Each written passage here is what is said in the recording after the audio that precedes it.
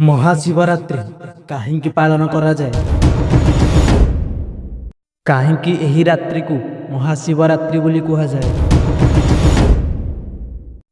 काहिंकी आमे राति सारा उजागर रही दीप प्रज्वलन करिथाउ? कौन सतरे एही दिन शिव पार्वतींकर विवाह होइथिला ना आउ कौन रहिछि एहार रहस्य? एहार रहस्य जानिबा पाई भिडियोटी को शेष पर्यंत देखंतु। आसंतु जानिबा कौन रहिछि महाशिवरात्रिर रहस्य। नमो पार्वती पते हर हर महादेव।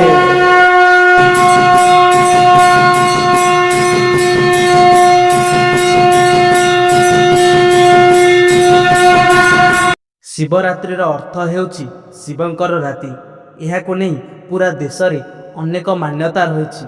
सेतिमध्यरु तीनोटी विशेष कारण रूपरे निया जाए। शिव पुराण अनुसार जेतेबेले भगवान ब्रह्मा एवं विष्णु दुहिक मध्यरे किए सबठारु श्रेष्ठ एवं बड़ बोली कली करुथिले सेतेबेले कोटिए सूर्य जेतिकी प्रकाश देइथांती सेतिकी प्रकाश रे एक दिव्य अग्निकुंड प्रकाश हैला। एहा एक एमिति दिव्य कुंड थिला ना जहार कि आदि थिला ना कि अंत।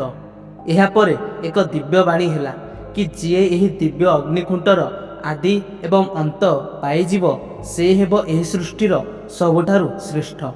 एहा परे भगवान ब्रह्मा हंस रूपरे एही दिव्य अग्निकुंडर आदि खोजिबाकू उपरको गले एवं भगवान विष्णु बराह रूप नहीं एही अग्निकुंडर अंत खोजिबाकू गले, किंतु केही भी एहार आदि किबा अंत पाइले नाही। एहा परे भगवान विष्णु निराश होई कहिले कि मु एहार अंत पाइली नाही, किंतु भगवान ब्रह्मा मिथ्या कहिले कि मु एहार आदि देखिछि तेणु मु ही सबठारु बड़। यह शुणी सेठारे भगवान शिव सेही दिव्य अग्निकुंडरु एक लिंग रूपरे प्रकाश हेले एवं एही दिन को महाशिवरात्रि रूपरे पालन करा जाए। एहार एक द्वितीय कहानी मध्य रहिछि। महाशिवरात्रिर रहस्य समस्त पुराण रे मिली थाए। ज्योतिष शास्त्र अनुसार फाल्गुन कृष्ण चतुर्दशी तिथि रे चंद्रमा सूर्यंक समीपरे रही थांती। शिव पुराण अनुसार एही दिन भगवान शिव एवं माता पार्वतींकर विवाह होइथिला। एही दिन भगवान शिव निजे शिवगण को धरी धरा पृष्ठ रे माता पार्वती को विवाह करथिले। महाशिवरात्रि होछि एही पवित्र मिलनर उत्सव। एही कारणरू अनेक जगार शिवंकर बरजात्री मध्य बाहरी थाए। मान्यता अछि कि एही दिन जदि भगवान शिव एवं माता पार्वतींकर विवाह कराइले वैवाहिक जीवनर सबु समस्या दूर होइथाए एवं दाम्पत्य जीवन सुखमय होइथाए। एवं तृतीय कारण हेउछि जेतेबेले देवता एवं असुर मिसी समुद्र मंथन करथिले सेथिरु हलाहल विष बाहरी थिला एवं सेही विष को भगवान शिव मानव जाति एवं देवता को बचेबा को जाई निजे पान करथिले एवं एही विष को पीवा द्वारा से निजे नील पड़ी जाइथिले एवं नीलकंठ नाम रे नामित होइथिले।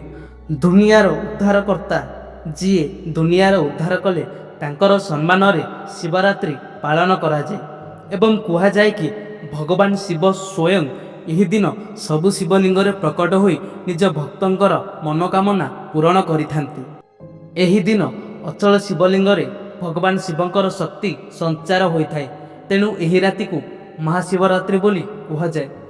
एही दिन उपवास रही शिव अर्चना करने द्वारा वर्ष वर्षर पाप शुद्धि होइथाए। शिवंक पूजारे दुब तुलसी जल चढ़ा जाइथाए। शिव आराधना करने द्वारा प्रत्येक क्षेत्र में विजय प्राप्त होइथाए। शिवंक ध्यान करने द्वारा व्यक्ति रोगरू मुक्त होइथाए कारण से होउछंती वैद्यनाथ। ध्यान रे बसिबा बेले महामृत्युंजय मंत्र मने मने उच्चारण करने आवश्यक कारण शिव मृत्युंजय अटंती। यह द्वारा अकाल मृत्यु ठारू मुक्ति मिली थाए। भगवान शिव कुबेरंक अधिपति अटंती अतः लक्ष्मी प्राप्ति हेतु शिव आराधना विशेष महत्व होइथाए। भगवान शिव सौभाग्यदाता अटंती अर्थात एही राति रे कुंवारी कन्या मानक द्वारा आराधना तांकर मनोवांछित वर प्राप्ति हेतु होइथाए। शिव भक्ति शत्रुनाश निमंते करिबा भी श्रेष्ठकर होइथाए। यह थिला संपूर्ण शिवरात्रिर रहस्य। मु तो ए वर्ष शिवरात्रि निष्ठार सहित पालन करी। कौन आपण मैंने ए वर्ष शिवरात्रि पालन करेंगे कमेंट्स रे निश्चय जनातु एवं किए किए ए वर्ष प्रथम शिवरात्रि पालन करुछंती କମେଣ୍ଟରେ ନିଶ୍ଚୟ ଜଣାନ୍ତୁ। ଏବଂ ଜାଗରର କ'ଣ ସବୁ ନିୟମ ରହିଛି ଯଦି ଆପଣମାନେ କେହି ଜାଣିଛନ୍ତି କମେଣ୍ଟସରେ ନିଶ୍ଚୟ ଜଣାନ୍ତୁ। ଏହାଦ୍ୱାରା ଯେଉଁମାନେ ବି ଏ ବର୍ଷ ପ୍ରଥମ ଥର ଜାଗର କରୁଥିବେ ତାଙ୍କୁ ଟିକେ ସାହାଯ୍ୟ ମିଳିଯିବ। ଏବଂ କେଉଁ ଝିଅମାନେ ଏ ବର୍ଷ ମ୍ୟାରେଜ ପାଇଁ ଗଭର୍ଣ୍ଣମେଣ୍ଟ ଜବ୍ ଥିବା ପିଲା ବାହା ହେବା ପାଇଁ ପ୍ରାର୍ଥନା କରୁଛନ୍ତି ସେମାନେ କମେଣ୍ଟସରେ ନିଶ୍ଚୟ ଲେଖିବେ। ଏବଂ କମେଣ୍ଟସରେ ହର ହର ମହାଦେବ ଲେଖିବାକୁ ଜମାରୁ ବି ଭୁଲନ୍ତୁ ନାହିଁ। ଆଜି ମଧ୍ୟ କେତେ ଲୋକ ମହାଶିବରାତ୍ରିର ମହତ୍ତ୍ୱ ଜାଣିନଥିବେ। ତେଣୁ ଆପଣମାନେ ଏହି ଭିଡ଼ିଓଟିକୁ ଗୋଟେ ଲାଇକ୍ କରିଦିଅନ୍ତୁ ଏବଂ ଏହି ଭିଡ଼ିଓଟିକୁ ଆପଣ ଆପଣଙ୍କ ଫ୍ୟାମିଲି ଏବଂ ଫ୍ରେଣ୍ଡସ୍ ମାନଙ୍କ ସହ ସେୟାର କରିବା ପାଇଁ ଜମାରୁ ବି ଭୁଲନ୍ତୁ ନାହିଁ। ରହୁଛି, ପୁଣି ଦେଖାହେବ ଆଉ ଏକ ଭିଡ଼ିଓରେ। ହର ହର ମହାଦେବ। ମହାକୁମ୍ଭ 144 ବର୍ଷରେ ଥରେ କାହିଁକି ପାଳନ କରାଯାଏ କ'ଣ ଆପଣ ଜାଣିଛନ୍ତି? ଏହି ଭିଡ଼ିଓଟିକୁ ଦେଖିବା ପାଇଁ ତଳେ ଦିଆଯାଇଥିବା ଲିଙ୍କ କିମ୍ବା ଲାଷ୍ଟରେ ଦେଖାଯାଉଥିବା ଭିଡ଼ିଓ ଉପରେ କ୍ଲିକ୍ କରି ନିଶ୍ଚୟ ଦେଖନ୍ତୁ।